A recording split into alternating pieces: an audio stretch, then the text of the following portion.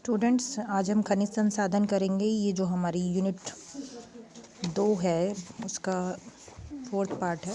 खनिज संसाधन 4th 5th part है। मैंने बाकी वीडियोज़ आपकी डाली हुई हैं यूट्यूब पे, वो भी आप देखते रहना, और जो डाउट हो वो अपनी ऑफलाइन क्लास में लेना है। खनिज संसाधन बेटा, जो आपको पता है, mineral resources are those resources which are required by the country very much. Any country which is having loads of requirement for the industries में इनका बहुत ज़्यादा यूज़ होता है। तो जो खनिज होते हैं वो संसाधन के रूप में इसलिए हमारे लिए कि हमें फ्री रूप में हमें धरती के भूभाग से मिलते हैं, भूगर्भ से मिलते हैं। और ये दोनों तरीके के होते हैं, जैविक और अजैविक, दोनों तरीके के आपको ये खनिज संसाधन प्राप्त हो सकते हैं।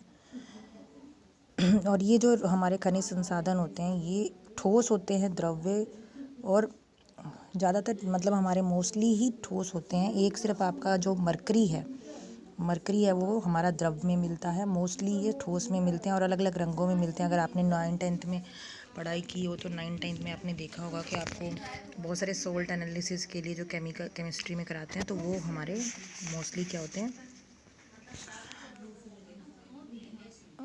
वो क्या होते हैं, सॉलिड होते हैं और अलग अलग रंगों के होते हैं, लाल पीले। जैसे नमक हमारा है तो वो तो एक कंपाउंड है। खनिज जो है वो कंपाउंड की फॉर्म में भी मिलते हैं वो नॉन मेटालिक या सिंगल फॉर्म में, फ्री फॉर्म में भी मिलते हैं, फ्री फॉर्म में भी पाए जाते हैं। तो खनिज को हम उनकी जो प्रकार के 3 भागों में विभाजित करते हैं: मेटालिक, नॉन मेटालिक और मिनरल फ्यूल्स। मेटालिक जो होते हैं यानी धात्विक जो खनिज होते हैं वो लो यानी कि जिसमें लोहा हो, आयरन कंटेनिंग, और नॉन आयरन कंटेनिंग, ठीक है। ये लो में मतलब जिसमें फेरस, जिसमें कोई आयरन नहीं है। और जो लो खनिज है उनमें क्या है, आयरन कंटेंट है। और कुछ क्या होती हैं आपकी प्रेशियस मेटल्स होते हैं, तो फेरस, नॉन फेरस और आपके प्रेशियस मेटल्स। तो ये तीनों के तीनों टाइप्स होते हैं। अलोह धातु जो होते हैं उनमें हमारे कौन कौन से आएंगे, नॉन फेरस में कौन कौन से आएंगे, जैसे जिसमें जो फेरस कंटेंट नहीं होता, जिसमें जो लोहा नहीं होता: तांबा, सीसा, जस्ता, पारा, एल्यूमिनियम जो है, antimony, dolomite, gypsum, fluoride. These all are in the category of non-ferrous elements, and these elements are very much found in the India, and we are in the first rank on this finding of these non-ferrous elements, and these are not such much precious but costly होते हैं। इसलिए हम इनको जो सोना चांदी हमारा होते हैं, या जो हमारे पास जो डायमंड है उससे कम ये मतलब मूल्यवान होते हैं, इसीलिए इनको सेमी पर्शियस में हम लेते हैं। देन आपका आता है लो का मतलब क्या होता है बेटा, फेरस मीन्स जो उनमें आयरन कंटेंट होता है। तो ये ज़मीन के नीचे जो हमारे जो धातु होते हैं उनको हम जब खुदाई कर निकालते हैं, दोहन करके निकालते हैं, तो उसमें लोह मिश्रित धातुएं निकलती हैं, उनका भंडारण करते हैं। लोहा जो है वो तीनों तरीके से मिलता है हमारे को।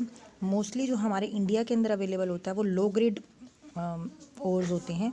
ओर्स मतलब क्या होते हैं, जो हमारे कंपाउंड्स की फॉर्म में होते हैं, कंपाउंड्स होते हैं, उनको हम बोलते हैं ओर्स, ठीक है। तो पायराइट, हेमाटाइट, मैग्नेटाइट, लिग्नाइट, ये हमारे फेरस आइन में आयरन होता है, फेरस कंटेंट होता है। तो अगर मैं आपको फार्मूला बताऊं, जैसे कि हेमेटाइट का फार्मूला बताऊं, तो हेमेटाइट होता है Fe2O3, और अगर मैग्नेटाइट का फार्मूला बताऊं तो Fe3O4 होता है, ठीक है बेटा। तो इस तरीके से ये लिमोनाइट होता है, ये होता है FeCO3। तो इस तरीके से ये हमारे अलग अलग तरह के फेरस खनिज हैं। उसके बाद कुछ प्रेशियस मेटल हैं। प्रेशियस मेटल में कौन सा आएगा, जैसे मैंने अभी बताया कि सोना, चांदी, प्लेटिनम या आपका डायमंड वगैरह आते हैं। इनकी खानें जो हैं वो कर्नाटक के कोलार में या रायचूर में मिलती हैं।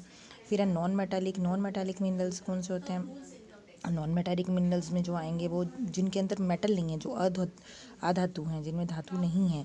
तो ये पत्थर वगैरह होते हैं, जैसे जो हीरा पन्ना है, ये अधातु में आते हैं। औद्योगिक खनिज में जैसे कि आपको पता है जिप्सम या चूना या गंधक को हम क्या बोलते हैं, फॉस्फोरस, सल्फर, फॉस्फाइड, मैग्नेटाइट, मोजाइट, ठीक है। या जो आपने देखा होगा कि जो लोग स्फटिक की मनी वगैरह पहनते हैं तो वो भी इसी में आएंगे। These are industrial minerals. ये मिनरल्स होते हैं और इनको हम इंडस्ट्रियल मिनरल्स बोलते हैं। तो जो आपके जो हीरा पन्ना, इनको क्या बोलते हैं, एमरल्ड बोलते हैं, एमरल्ड, ठीक है, ग्रीन और येलो, ठीक है। तो ये अलग अलग तरह के होते हैं। फिर उसके बाद है आपका मतलब ग्रेनाइट वगैरह पत्थर है जो बहुत महंगा होता है। फिर उसके बाद कुछ आपके और स्टोन्स होते हैं, कोरल, जिरकन, लेसूनिया, these are the other minerals we have. Ceramic जो हैं, जिसकी आपकी टॉयलेट शीट्स बनती हैं, या जिसमें आपकी घरों के जो क्या कहते हैं हैंड वॉश बेसिन तो वो बनते हैं, तो वो वगैरह जो है वो सब क्या है बेटा, सिरेमिक की बनी होती है। सिरेमिक एक मटेरियल होता है, उसकी बनी होती हैं। देन होता है आपके मिनरल्स जो हमारे फ्यूल्स की फॉर्म में यूज़ होते हैं। ये मिनरल्स कौन कौन से, जैसे कोयल, petroleum, natural gases, these all are fuel की फॉर्म में यूज़ होते हैं। तो दीज आर खनिज, और these are called as coal metallic minerals में आते हैं ये, ठीक है। तो कोल जो है वो सबसे ज़्यादा यूज़ होता है, एज यू नो, ट्रेन्स में जो हम यूज़ करते हैं, या बड़े बड़े जितने भी हमारे सोलर पावर प्लांट्स हैं, थर्मल पावर प्लांट्स हैं, वहाँ पर to heat the water and get the electricity over for the demands of the domestic and the industrial sector, we use the coal जो है वो कोयला ही है बेटा।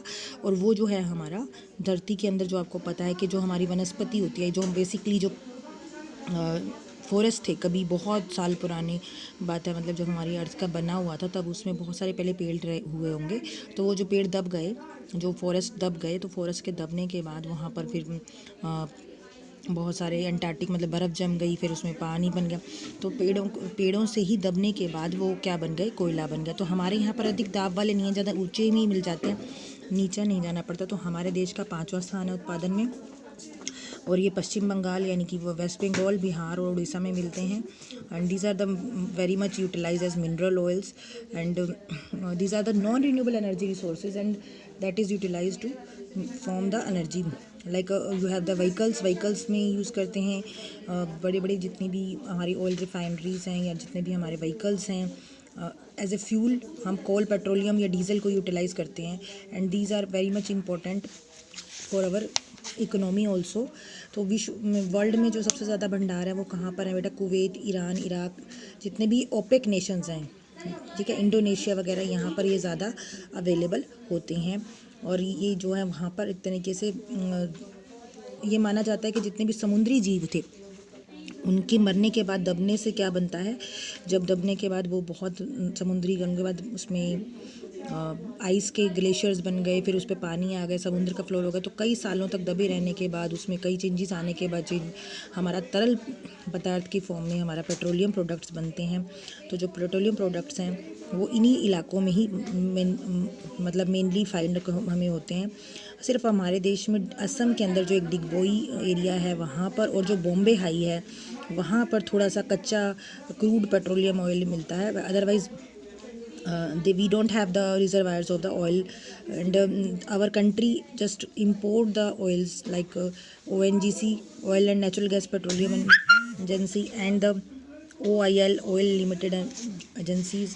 These take the oil from the all other OPEC nations and then send to the refineries, and after refineries वो उसको utilize करते हैं, ठीक है। तो मेनली क्या क्या यूजेस हैं हमारे मिनरल्स के, तो ये बेसिकली जो टेबल है, टेबल्स में जो है बहुत सारे रिसोर्सेज के यूजेस दिए हुए हैं अलग अलग उसके। लाइक तांबा जो है वो हमारा क्या होता है, तांबा, कॉपर, ठीक है, मैग्नाइट, जिंक, सीमेंट, लाइमस्टोन। तो जो हमारा कॉपर है, कॉपर की क्या बनती है, वायर्स बनती हैं, ड्राइंग बनती है, फाउंड्री में यूज़ होता है। सीसा जो है वो हमारा क्या होता है, सीसा is kind of ceramic sulphur, and it is utilised in the storage of batteries etcetera. So cement industries, calcium, limestone, ceramic, in these we find the various kind of the uses of the minerals. Calcite, ग्लेजाइट tiles जो है, जितनी भी tiles बनती हैं वो calcite की बनती हैं। Then asbestosis, wet ground use utilise करते हैं। Like the soapstone is also utilized to form the medicines. So in this form the feldspar, granite, lignite, potash, इन सब के यूजेस आएंगे, आप याद कर लेना, 1-2 मेटल्स के आपको यूजेस याद होने चाहिए। ज़्यादा यूजेस का कोई हमारा इतना वो नहीं है कि आपके पर्टिकुलर कोई यूज़ पे ही क्वेश्चन आएगा, ऐसा नहीं है। जस्ट ये बताया जा रहा है कि क्यों क्या क्या यूजेस हैं मिनरल्स के, so that you can utilise that. उद्योगों के अतिरिक्त जो भी हम संगमरमर, पत्थर इनमें यूज़ करते हैं, तो जितने भी हमारे ये मिनरल्स हैं इनका यूटिलाइज़ जो है वो हम अलग अलग एक्टिविटीज़ में करते हैं। राजस्थान में आपने देखा होगा कि बहुत सारे पत्थर मिलते हैं, लोग अपने घरों को पत्थरों से सजाने के लिए वहीं से लेकर आते हैं, जैसे कि फिरोज़ा है, किंगमुंगा है, और नेक्स्ट है ये वहाँ से मिलते हैं। उसके बाद पेट्रोलियम और खाद्य पदार्थ जो हैं उनसे हम अलग अलग एक्टिविटीज़ करते हैं, खाद बनाते हैं, कीटनाशक यानी पेस्टिसाइड बनाते हैं, एक्सप्लोजिव बनाते हैं जो हम पेपर में यूज़ करते हैं, इंक है वो है, प्लास्टिक्स हैं, रबड़ हैं, या जितने भी हमारे नाइलॉन और जितने भी हमारी प्लास्टिक्स हैं या पॉलीमर्स हैं वो भी इसी से बनाए जाते हैं। In the mainly today we are dependent upon the खनिज और the mineral resources and their exploitation is utilise. बढ़ती हुई जनसंख्या के कारण अब हमारी रिक्वायरमेंट भी जो है वो बढ़ गई है। दैट्स वाई पेस्टिसाइड्स हैं या जो मिनरल्स हैं इनकी जो रिक्वायरमेंट्स हैं, जो इनकी कॉस्ट है वो भी क्या हो गई है, बहुत हाई हो गई है। And we have to manage that. उसके लिए क्या करना पड़ेगा कि हमें रीयूज़ करना पड़ेगा। तो अब जब ज़्यादा दोहन करेंगे, ज़्यादा निकालेंगे रिक्वायरमेंट के अकॉर्डिंग, तो हमारा उसका इफेक्ट भी किस पे पड़ेगा, हमारे एनवायरनमेंट पे पड़ेगा, क्योंकि हम लिमिट से ज़्यादा निकाल रहे हैं। लिमिट से ज़्यादा निकालने का जो इफेक्ट होगा वो भी हमारा ज़्यादा ही पड़ेगा। तो to remove that effect, direct और इनडायरेक्ट इम्पैक्ट, हम क्या करेंगे, जो इतने भी हमारे वहाँ पर जो वर्कर्स हैं या जो भी हमारी एक्टिविटीज़ में यूटिलाइज़ करते हैं, उन लोगों को हम क्या करते हैं, ये पत्थर वगैरह जो चूना वगैरह काटते हैं करते हैं, उनकी आँखों में दर्द हो जाता है या उनके या जहाँ से वो कर रहे हैं, तो उसमें क्या होता है, बड़ी बड़ी मशीन्स का यूज़ करते हैं, तो बहुत सारा एयर पोल्यूशन होता है, वाटर पोल्यूशन होता है, नॉइज़ पोल्यूशन होता है। तो जितनी भी हमारी जगह हैं, चाहे जयपुर है, जोधपुर है, वहाँ पर आपने देखा होगा कि वो पत्थर को काट कर निकल जाते हैं और उसके बाद उसको वहीं छोड़ देते हैं, खाली छोड़ देते हैं। तो उसकी वजह से वहाँ पर देखने में वो अच्छा नहीं लगता है, एस्थेटिक पॉइंट ऑफ व्यू से ख़राब हो जाता है। और खुले रहने पर उसमें जो पेड़ पौधे हैं, जीव जंतु हैं, वो भी मर जाते हैं, क्योंकि वो कमज़ोर हो जाते हैं ना, वहाँ पर जो मिट्टी कमज़ोर हो जाएगी, वो अनउपजाऊ हो जाएगी, तो इसकी वजह से प्रॉब्लम हो जाती है। और कई बार क्या होता है, खनन अधिक करने से तो भूस्खलन की प्रॉब्लम हो जाती है, लैंडस्लाइड्स हो जाते हैं, और जो ज़मीन है जो हमारी, वो क्या हो जाएगी, वो अनफर्टाइल हो जाएगी। जितने भी हमारे वहाँ के एनिमल्स हैं वो उनकी डेथ होना शुरू हो जाएगी। जो वहाँ कर के लोकल एंडेमिक स्पीशीज़ हैं, वो स्पीशीज़ क्या हो जाएंगे, डेथ हो जाएगी उनकी, वो मर जाएंगे। तो वन समाप्त हो जाएंगे, तो वो बहुत दिक्कत हो जाएगी, क्योंकि हम वनों के नीचे ही कटाई करते हैं, वनों को काट कर हम उसका क्या करते हैं, खदानें बनाते हैं। तो अगर अभी भी पता लग जाए कि कहीं पे कोई बड़ी बड़ी हमारे ऑयल के रिसोर्सेज हैं, या कहीं कोयला है, या कहीं पे कोई तांबा, जस्ता, पीपल, या हमारे कोई जिप्सम, फ्लोस्पर, ग्रेनाइट कुछ भी मिल रहा है, तो हम उसको क्या करेंगे, दोहन करना स्टार्ट कर देंगे। But it is not good.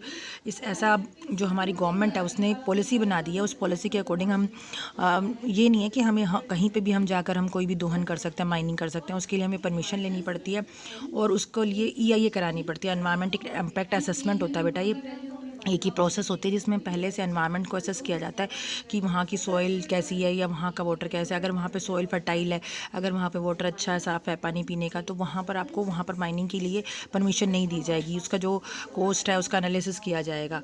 तो मकराना है, उदयपुर है, भैंसवाड़ा, यहाँ पर आजकल अब देखो माइनिंग बंद कर दी है। जैसे जो बड़ी बड़ी जो माइनिंग इंडस्ट्रीज़ हैं वो क्या हो गई हैं, अब रोक दी गई है। वहाँ पे जो सुप्रीम कोर्ट है उन्होंने प्रदूषण का स्तर बढ़ते हुए देखते हुए, तो वहाँ पर उन्होंने उसके लिए क्या कर दिया, मनाही कर दी है। तो इसलिए आजकल देखो लोग फिर भी क्या करते हैं, वहाँ पर जाते हैं, और मतलब in the absence of police worker, संगमरमर की या दूसरी चीज़ों की क्या करते हैं, वो करते हैं, जो गलत है।